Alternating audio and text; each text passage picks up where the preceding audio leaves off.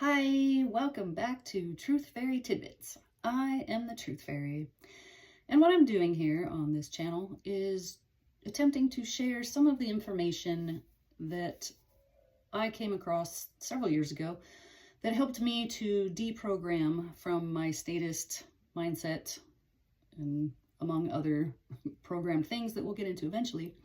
But starting with the basis of statism, government being completely illegitimate and immoral, and going through information that when you try to share this stuff with people who are still programmed and you try to hand them an entire book, they're not going to read it because your mind naturally wants to defend your belief system. So what I'm doing here is going through some of the sources that helped me to deprogram, and I'm feeding you tidbits of it in the hopes that something I say, one of these little nuggets of truth, will stick in your brain and start to bother you enough that you might start looking at the information on your own. If you haven't been here before, highly suggest you go back and start at the beginning of my videos so that you can catch up and any of this will make any sense, because we've already gone through one whole book and we're on the second book, which is called The Myth, nope, that's the other one, The Most Dangerous Superstition by Larkin Rose. Okay, so jumping right back in. Like I said, if you haven't been here, please just go back and start at the beginning.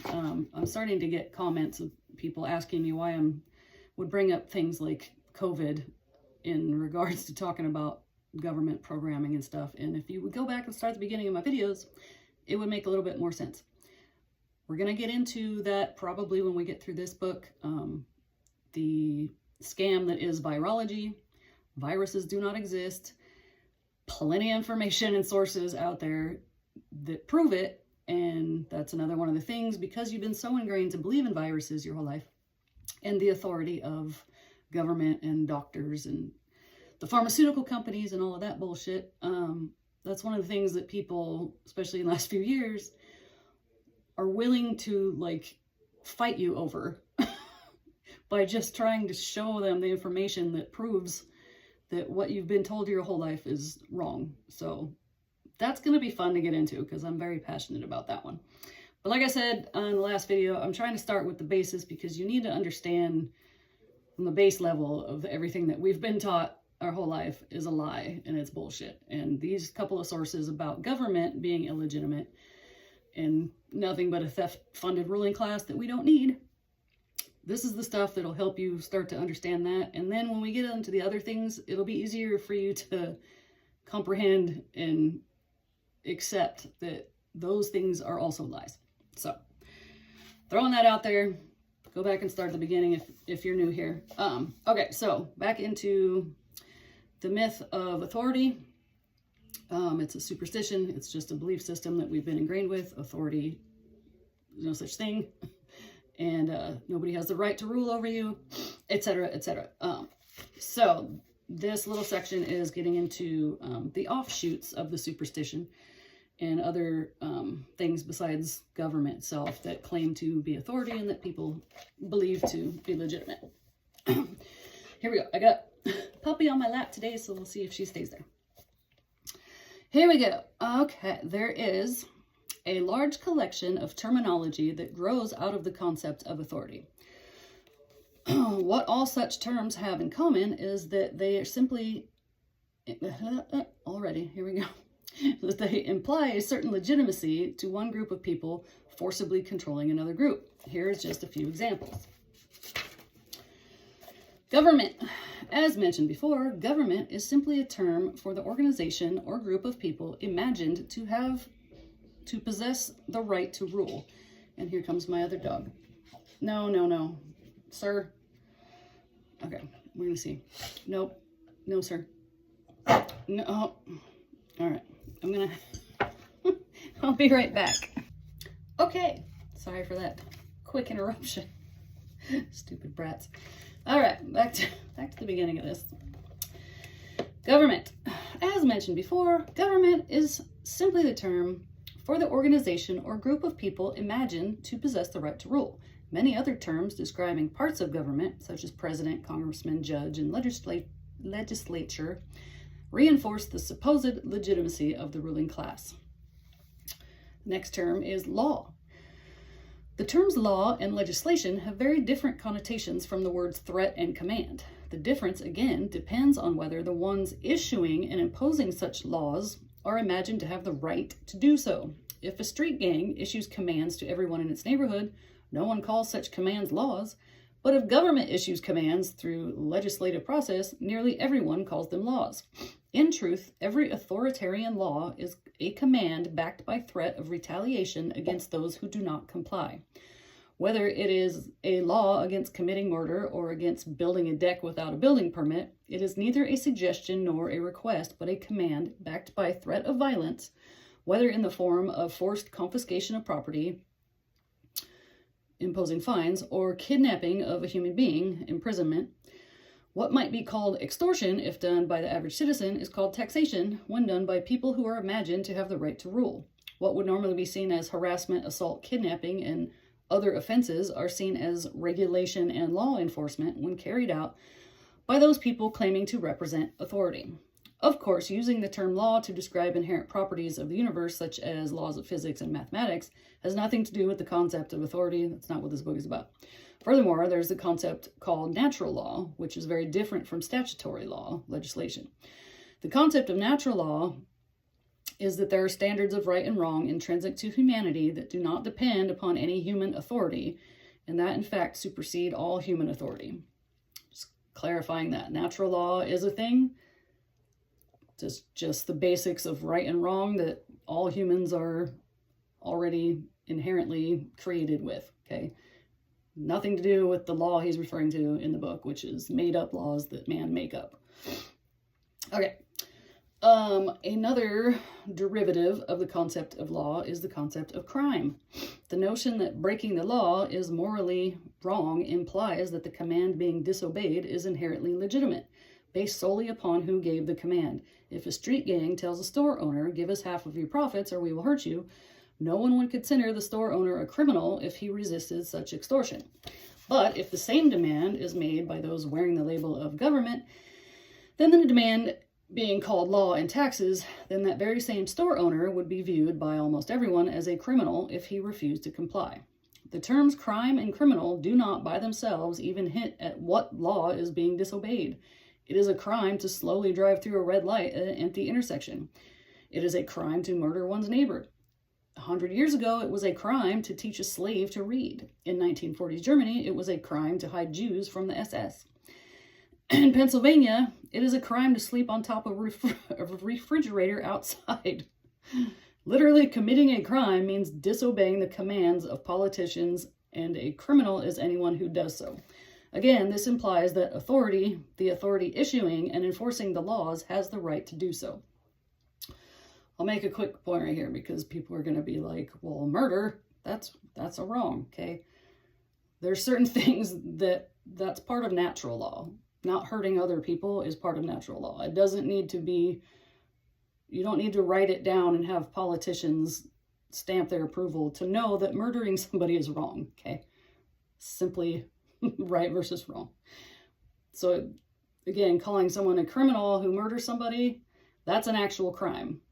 Sleeping on top of a refrigerator, apparently in Pennsylvania, also makes you a criminal. So you're equating the same things because it's called law.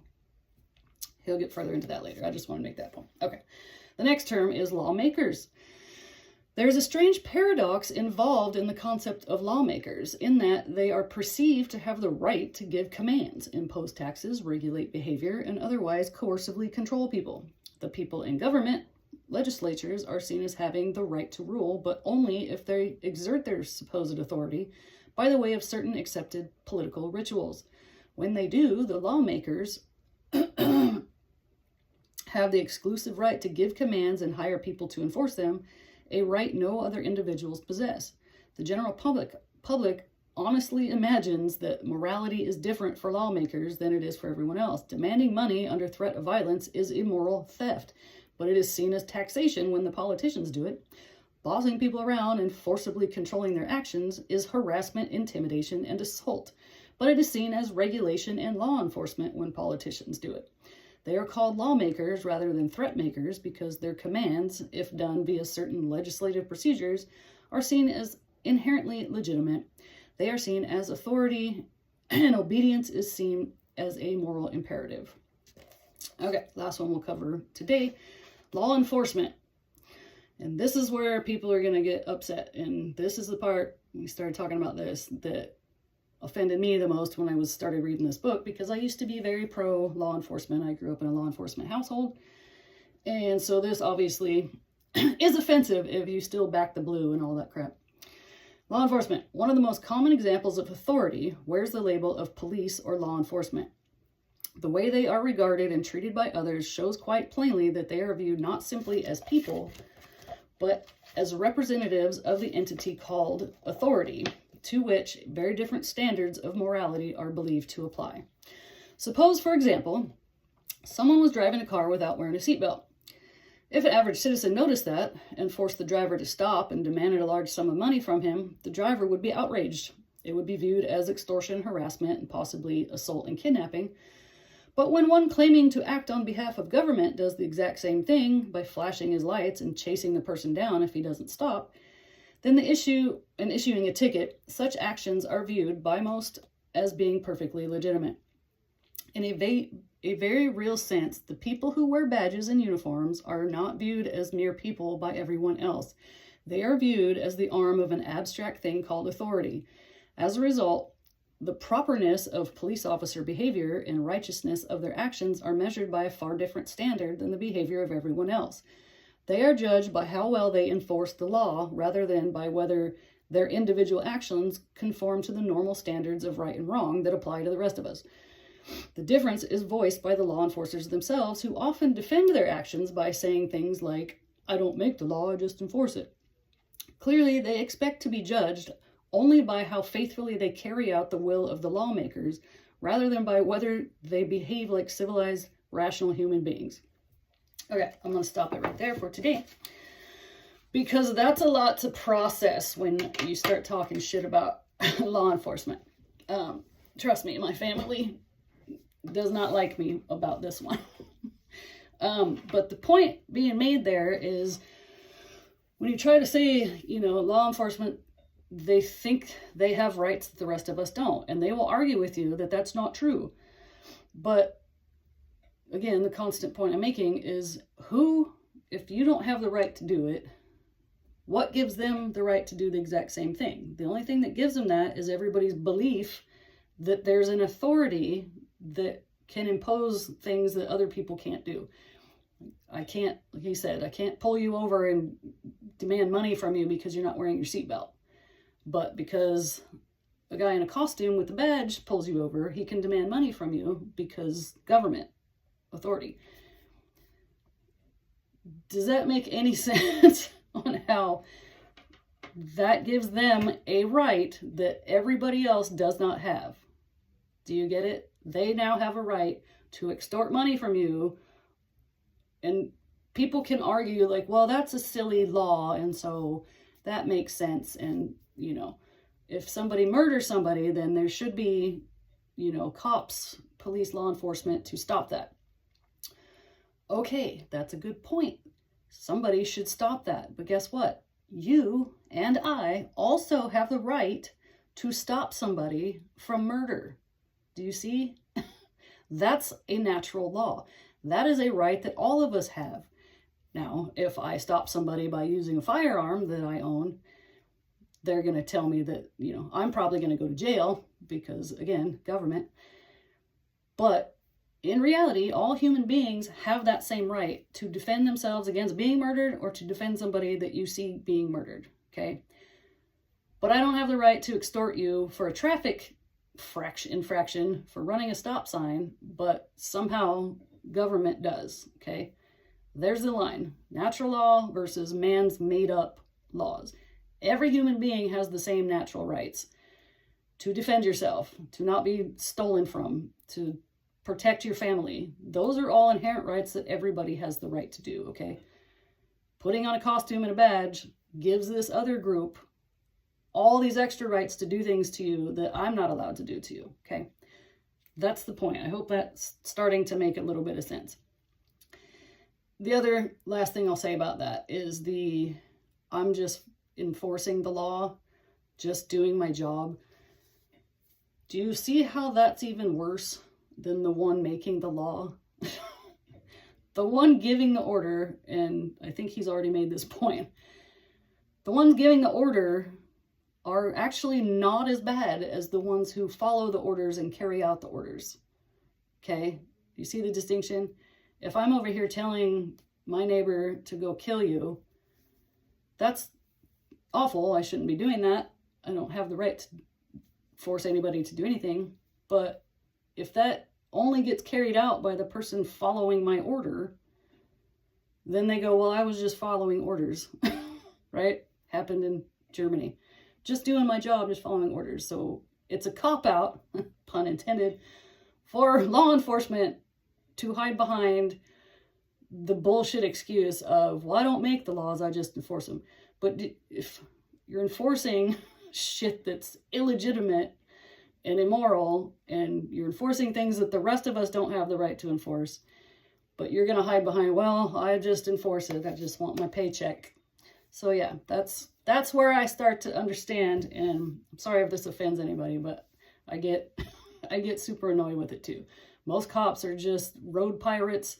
Their entire job is there to extort money for the state. They do not protect and serve you. They protect and serve the state, and they get their paycheck. Do actual crimes sometimes get solved or stopped in the middle of a real crime actually happening? Sure, that happens. That doesn't make legitimate everything else that they do, which is mostly just extorting money for the state. Enforcing traffic violations, bullshit like that. Everything, like he said, trying to build a deck without a permit.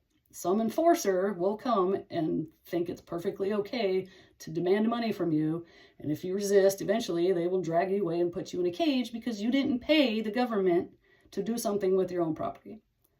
That's the reality of the vast, vast majority. Besides all the other completely horrific and what's the word I'm looking for? Hey, bad things. The few bad apples, yeah, it's not just a few, it's most of them, and they don't ever police themselves, because if there was just a couple of bad cops here and there, the good cops should be arresting the bad cops, right? But that doesn't happen because they investigate themselves and find, you know what, we'll just send him home so he get out of the news for a minute when they completely violate murder, who knows what else, all the shit going on in the detention centers, little girls testing positive for pregnancy. They can't even say the word rape, but that's what's actually happening, because little girl testing positive for pregnancy like it's a fucking virus going around. Come on. Okay, I've gotten off track again, but you know what? It's been a minute since I got a little in the weeds there. All right, we'll leave it there for today. I'm gonna go check on my dogs again, and as always, do not comply. Bye.